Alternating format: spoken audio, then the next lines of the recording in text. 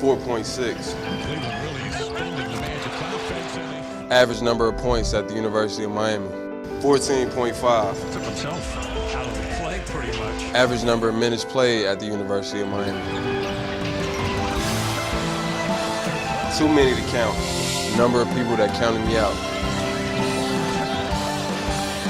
0. Number of times I gave up. He is an explosive player, isn't he?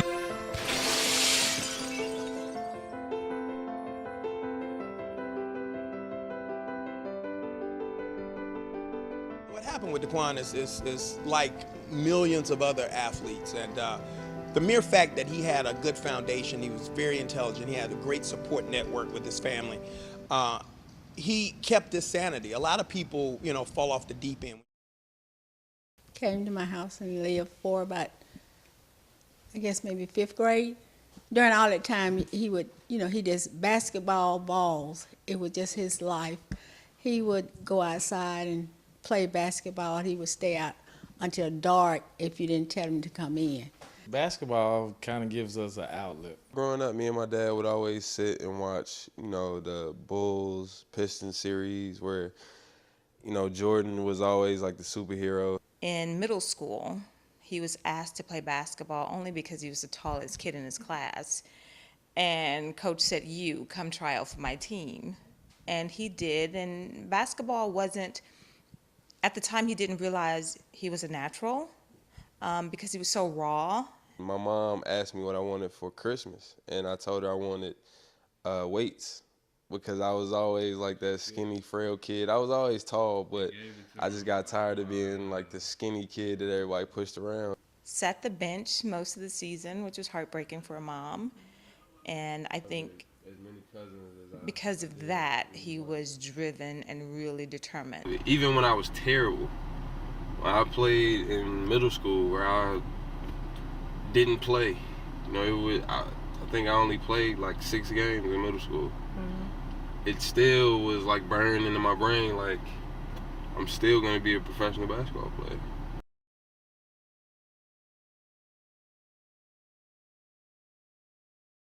It was an experience. I feel like it broadened my sense of diversity, coming from Stone Mountain where it was predominantly African American to Wheeler, which was a magnet school, and the diversity was, I wouldn't say overwhelming, but I feel like it prepared me for life.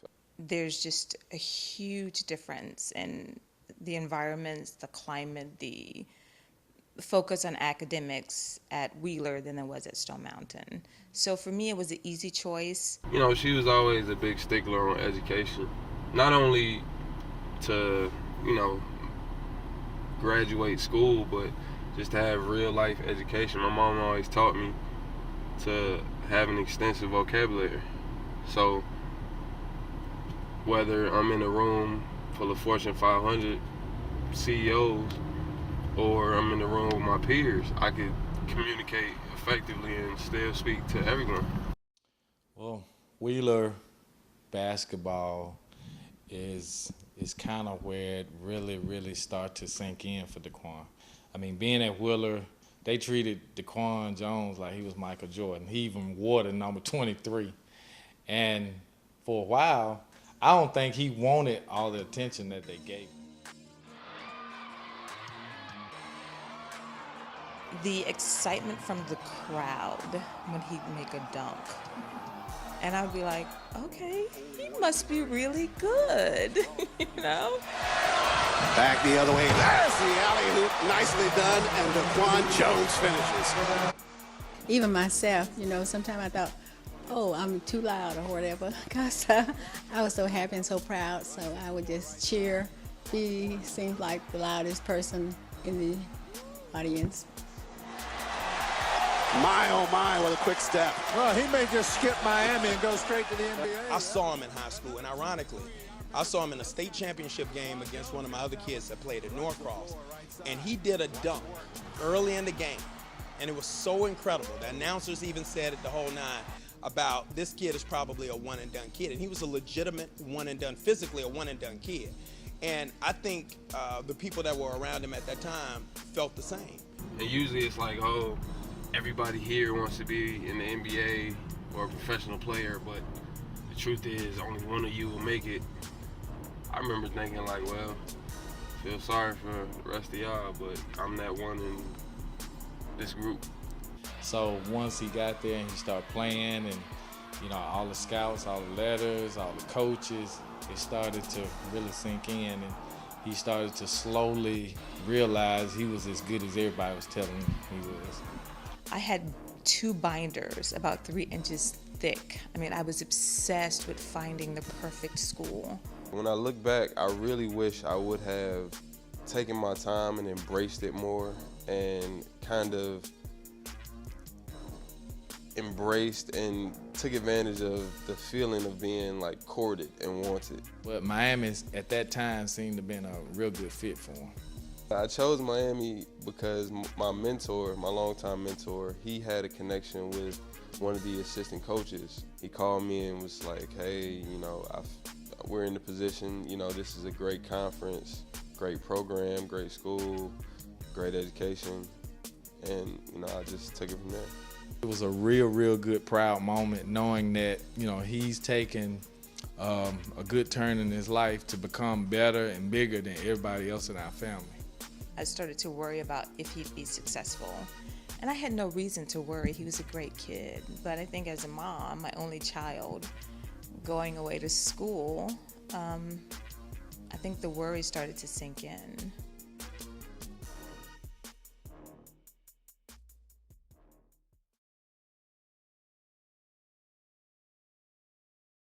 My first year, it was a rough transition because of my mindset.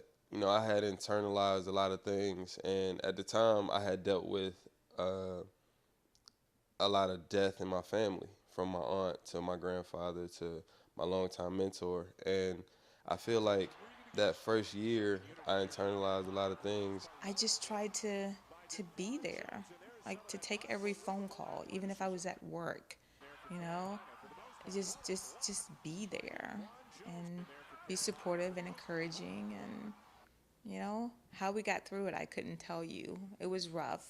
I don't have that luxury of channeling everything out of my mind and allowing the game to take me to another place. Sometimes, like you said, I carry that with me. I allowed the pressure of being one of the top recruits and the pressure of being like a big name, I let it get to me. And I think it humbled all of us.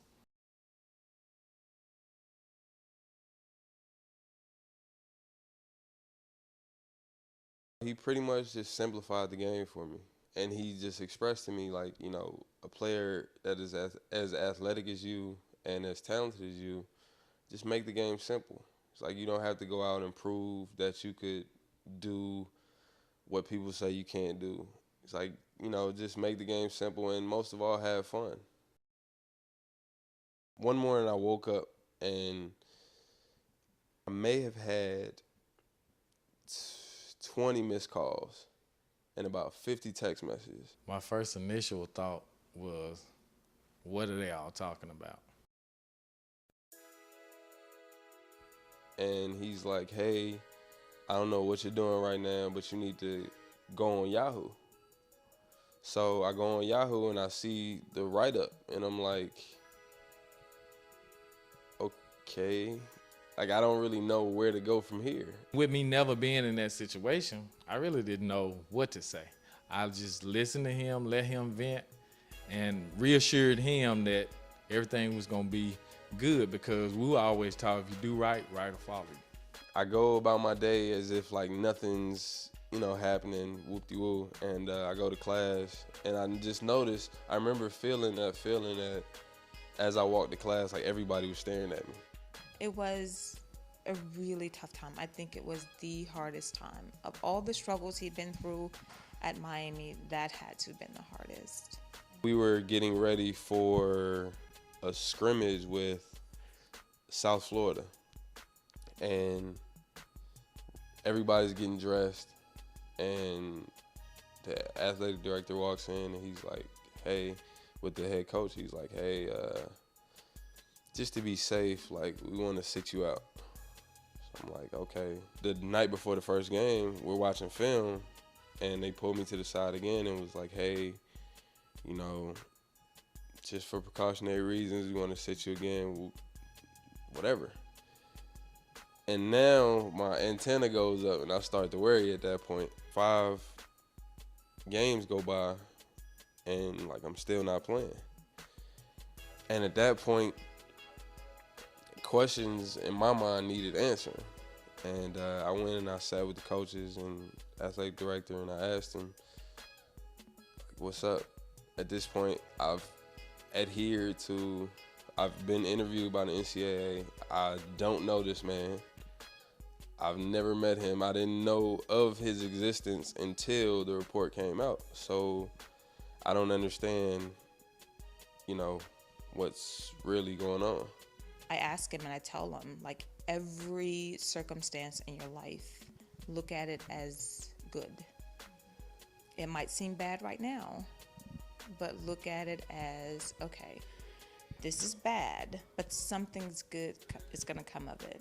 A lot of nights where I sat up and I actually, like, cried, because at that age, to go through something to that magnitude and to have so many different elements of, like, disappointment and betrayal thrown at you, it's hard to deal with, you know. And a lot of people that I grew up with in the basketball community that vowed that they would always be there to help me, that they would, you know, always be there, I couldn't get in contact with them.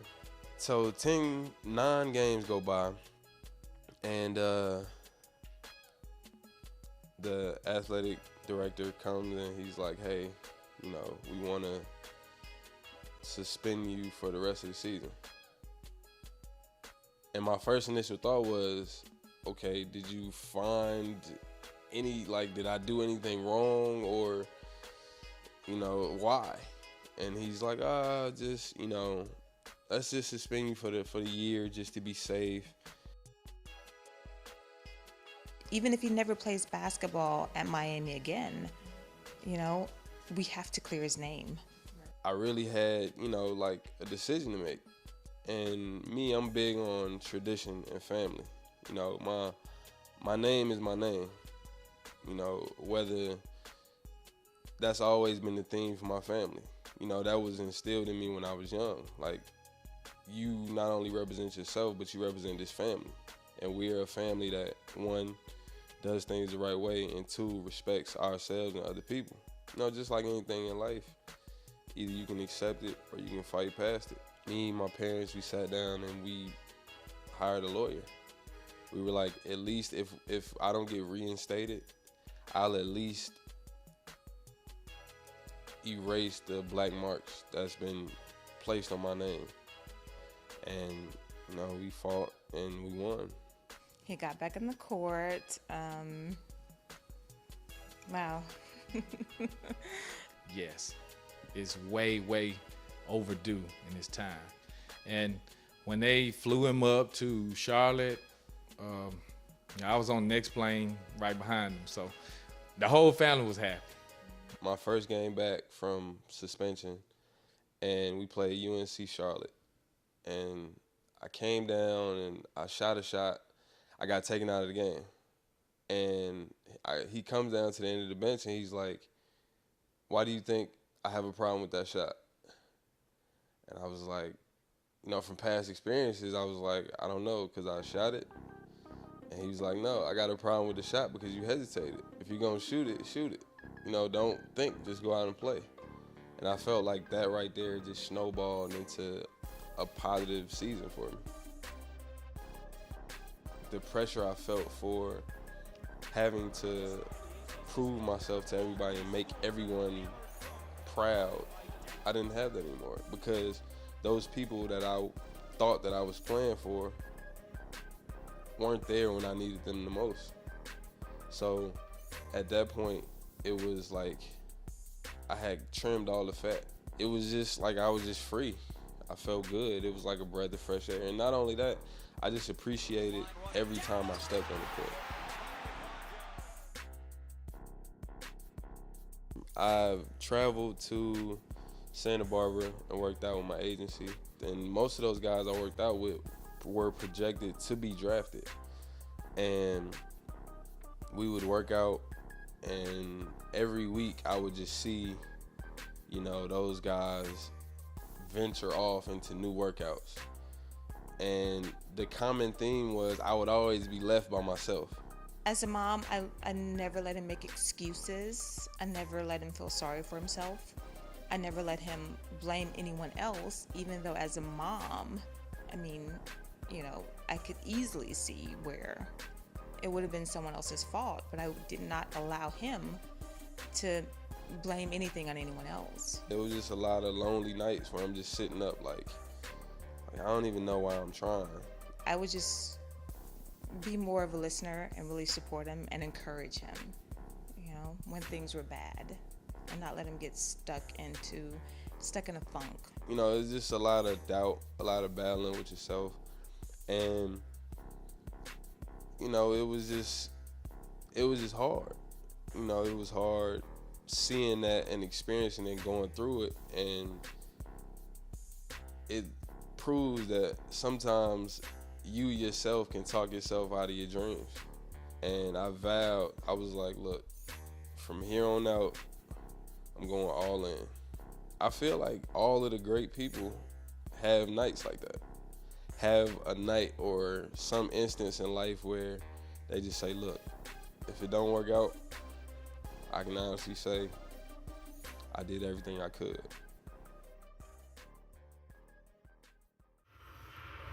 I sat right here on this couch with my family, my fiance, watched that TV, and watched everybody get drafted. We're sitting here, his name didn't get called, we're disappointed, he was disappointed. My heart broke for him, you know? My heart broke for him. I felt embarrassed to a certain extent, but that was the agreement I made. And once the draft was over, my agent called me and said that Orlando wanted me to play for wanted to invite me in for their summer league team. So, you know, okay, here's another opportunity.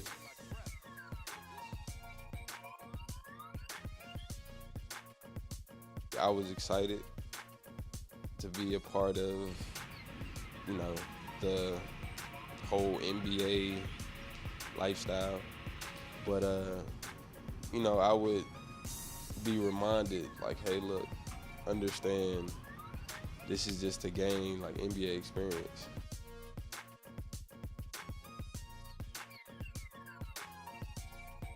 He was telling me about a kid that was very athletic. He wanted to get to the gym, wasn't working out, but had, I think, a trial at that time with the Orlando Magic. And so, you know, I told him to bring him in. I walk in and I introduce myself. I'm like, hi, I'm DeQuan Jones. I didn't know anything about him, didn't know his name, anything of that nature. If I like take my phone out, start texting, he's like, yo, are you gonna train or are you gonna text? Like right then, I could have made a decision. I could have been like, yo, who is this dude? Like, who? You don't know me. But a part of me was like, all right, yeah, come on, we're gonna train. You know, we had a very good workout, first workout. And I remember telling him, you know, what my rate was. I wasn't financially established. I said, okay, I'm gonna see you tomorrow at 12.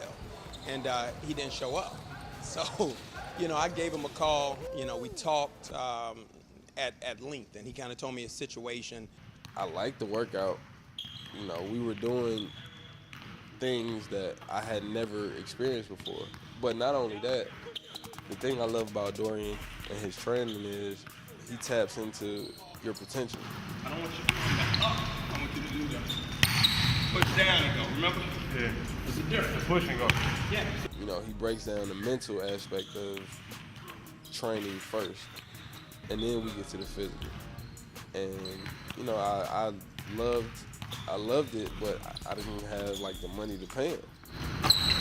And I just put it on the table right then. I said that, you know, you don't have to pay anything unless you make it. I feel like we share the same mindset and we share the same tenacity because we've been through similar situations.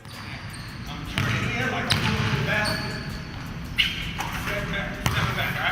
to have a trainer to understand you on that intellectual and that like spiritual level, it's a blessing.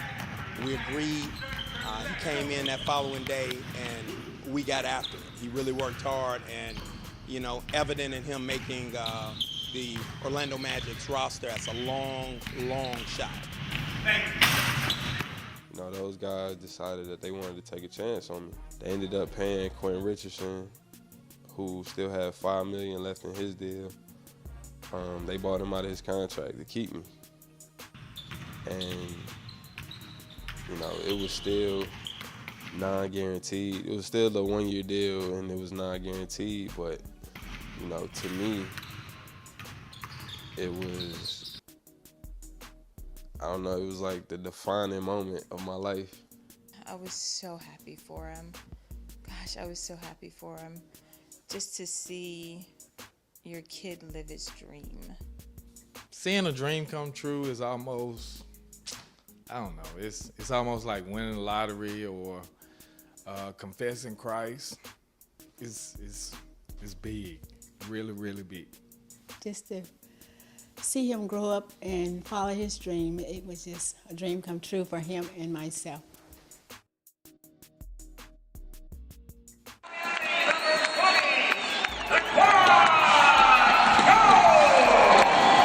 To like walk in that arena every day, I felt like a sense of pride because it was like I had beaten all the odds. I had beaten every obstacle that was placed in my way. To just know that, I think at that moment as a parent, I felt like I could finally exhale, you know? Oh, my job is done.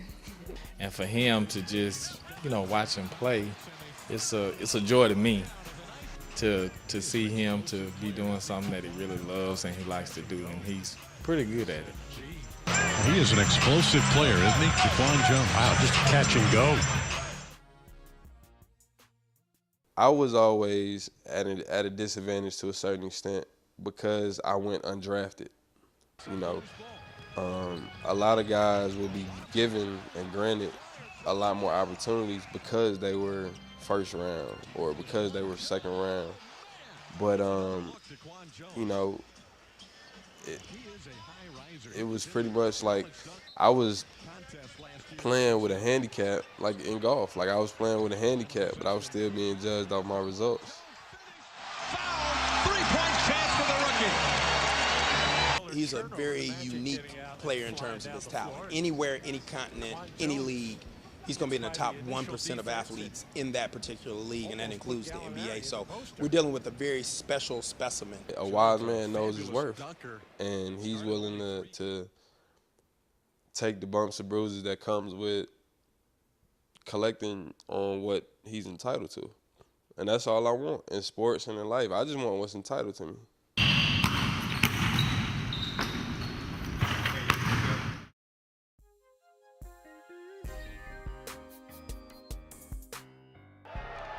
I mean, this is turning into a DeQuan Jones slam dunk show.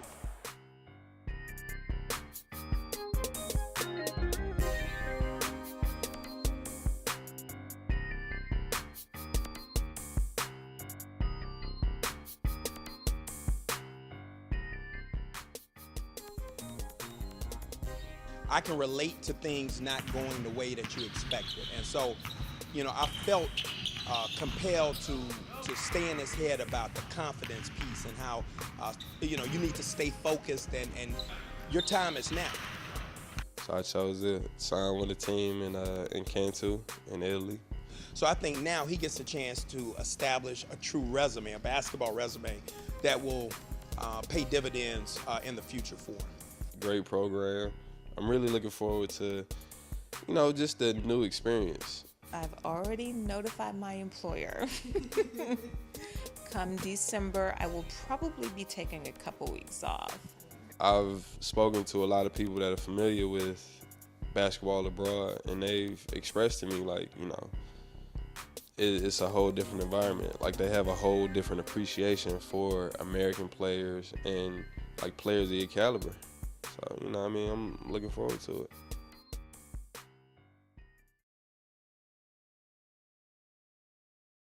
We've been together throughout college. We met before we went to college, and you know, we survived college. And I think that's a testament to the love we have for each other and our commitment to each other. I think she was a godsend. I think that had she not been there the 4 years at Miami, I think the outcome would have been different.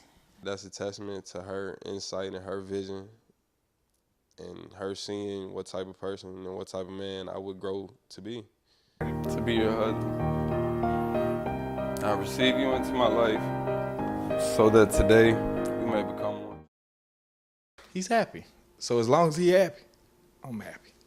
He was always a mature, intelligent kid. Now I see him evolving into that leader in the community. He's going to be the leader of his family now. I think this experience going overseas exposes him to different cultures. And for a kid that's already intelligent, I think it just adds to his overall package as a future leader. All right, Dave. All right, Coach. Thank you. I'm late, too. All right, have a go. The best is after basketball for DeQuan. 10 years, 13 years, I don't care how long it is. The best that we see of DeQuan is going to happen post-basketball, his post-playing career.